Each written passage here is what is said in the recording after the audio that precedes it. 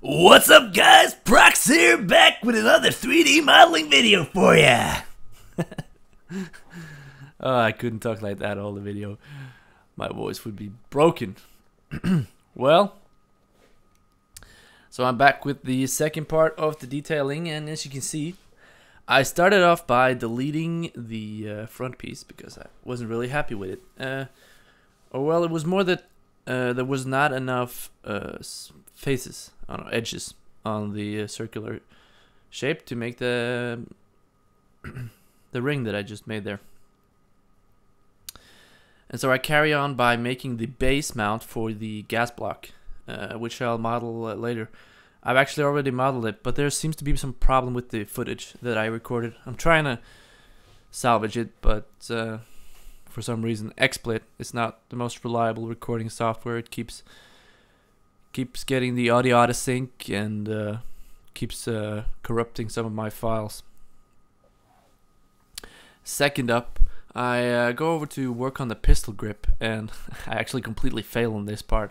I keep thinking and trying to figure out how I do the part at the back. I've completed it now, but I really didn't see how to complete it here in this video.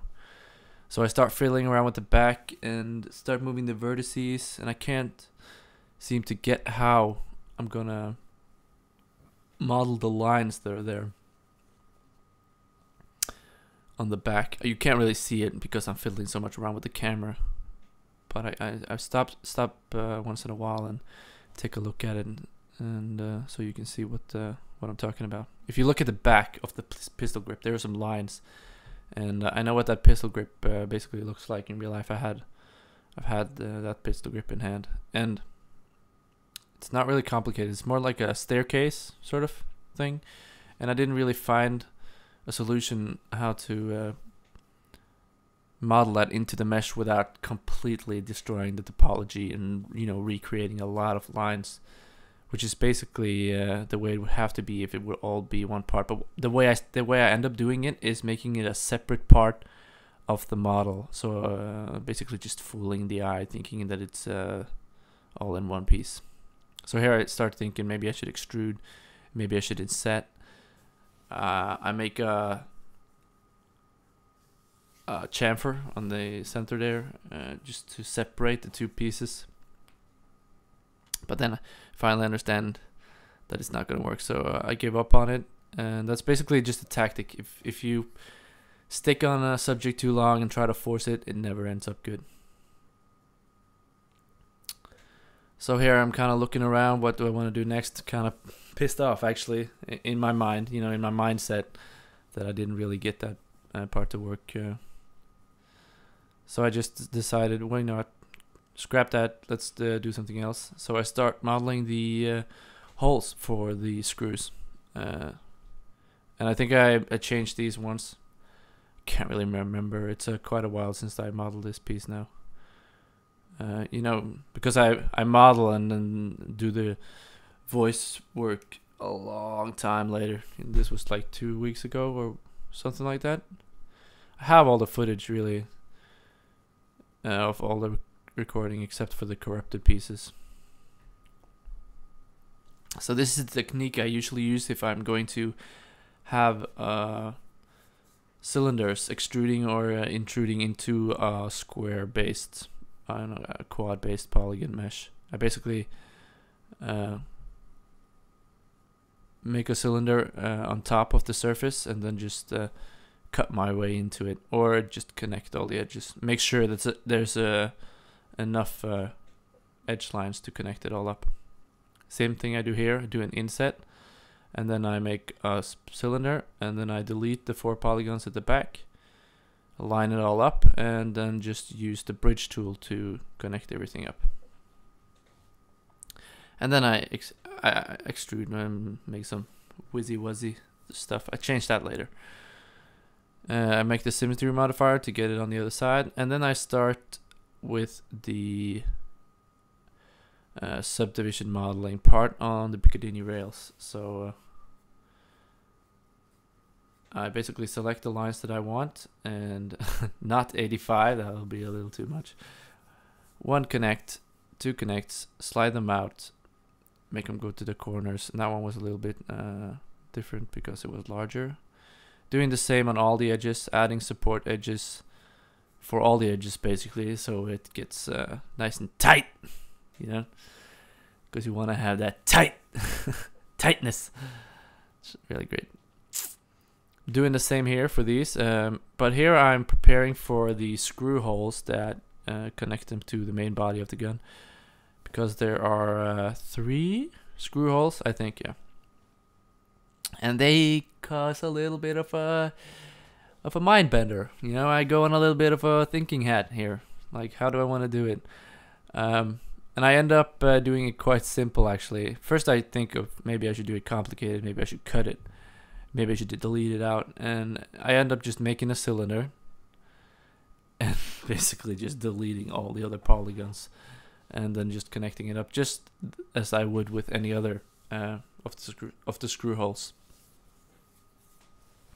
But this one, in my mind, I thought it would be different, and it creates an issue when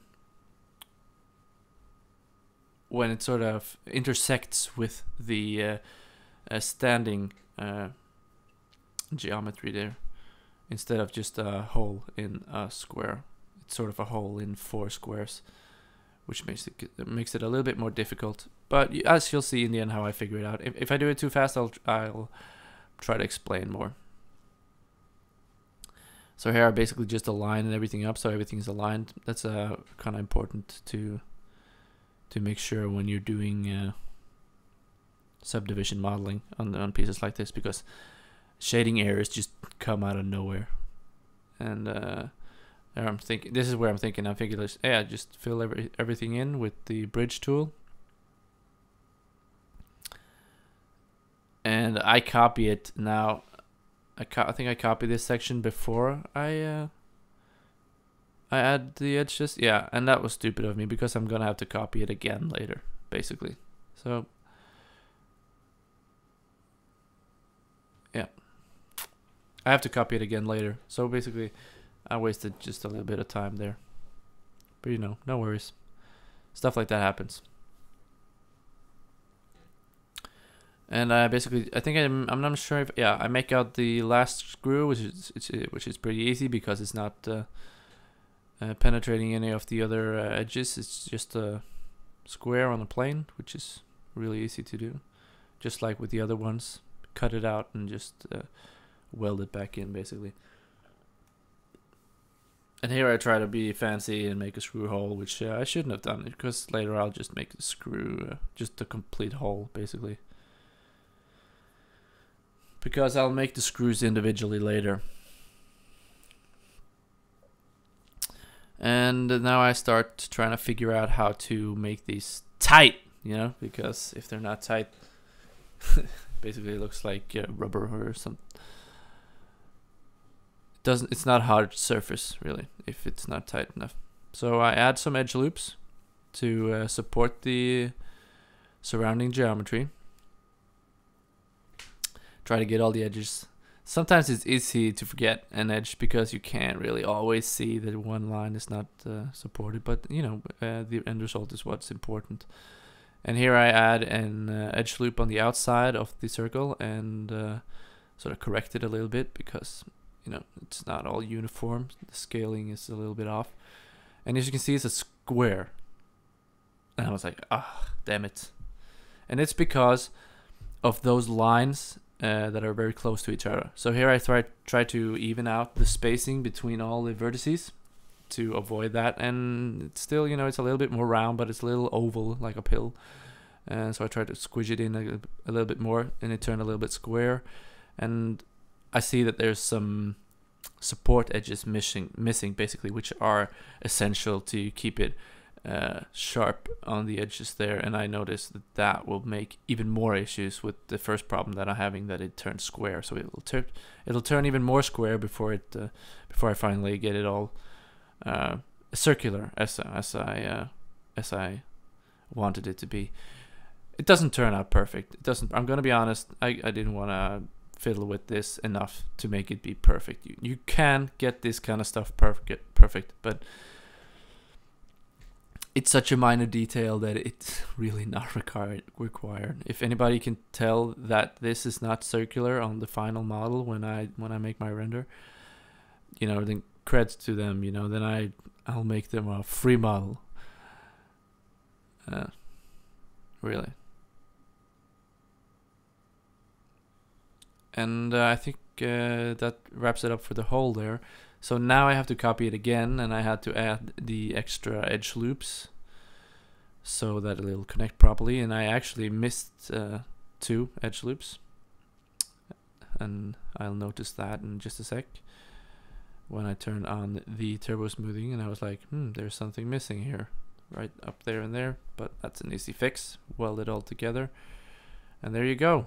And there I noticed that the edge isn't properly straightened out, so I make an edge loop here as well. Then I copy it over, and everything is hunky-dory. You know, it's great. Next off, I go back to the other screws that I made earlier, just to make them a hole instead of an extrusion as if it were a screw there. Now here I noticed the issue that I talked about in the other video, that the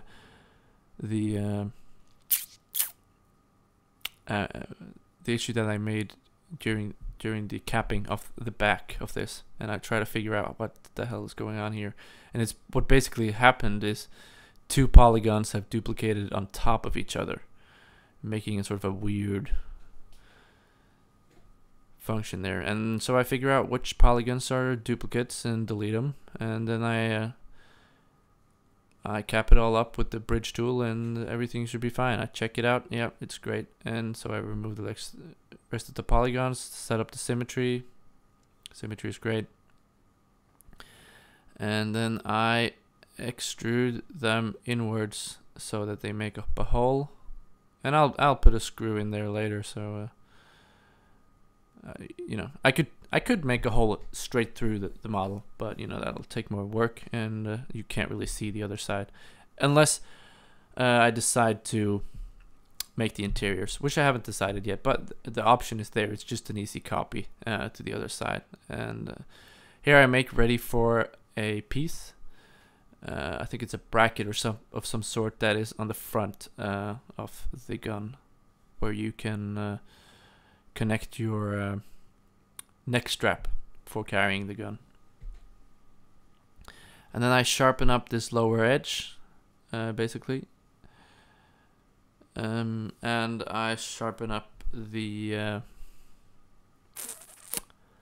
what's it called? Brass ejection bracket or something like that. Yeah, for the bullet casings, where the bullet casing eject. Now you can see that there's one on both sides, which is really not the case on the gun in real life, but that's just basically because of the symmetry modifier that I haven't bothered to get rid of yet. And I'll probably have the symmetry modifier until the very end, and that's the last piece I'll do. You know, all the unsymmetrical stuff is the last thing I do. Even if there's a little bit of work removing it all and fix it all up, I like to do it this way. So there I sharpen all the holes around the edge there.